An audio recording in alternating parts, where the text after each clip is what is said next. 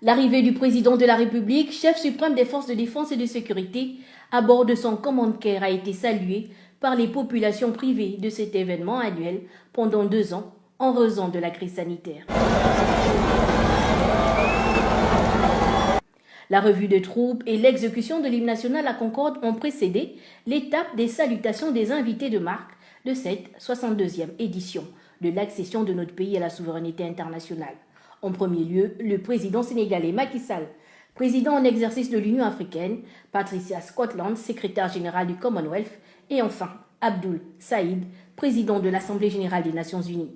Aux côtés de la première dame Sylvia Bongo Ondimba, le chef de l'État prend part à la traditionnelle grande parade militaire pédestre, aérienne, navale et motorisée. Pour cette première étape, ce sont donc 7665 hommes et femmes repartis en 74 blocs de forces de défense et de sécurité défilant à pied sous le commandement du général de brigade de forces armées, corps leader de cette édition 2022.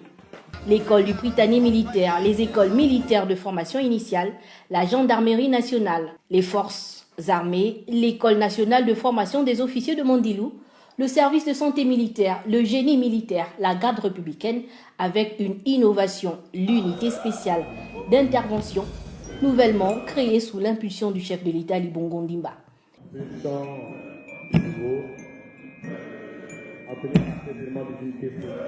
Les forces de police nationale ont clos cette première phase.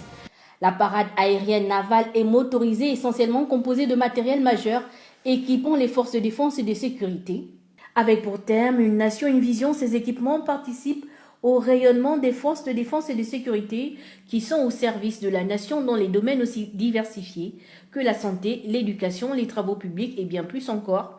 L'hymne national exécuté par l'ensemble des formations musicales de forces de défense et de sécurité a mis un point final à cette édition de la commémoration de l'indépendance du Gabon.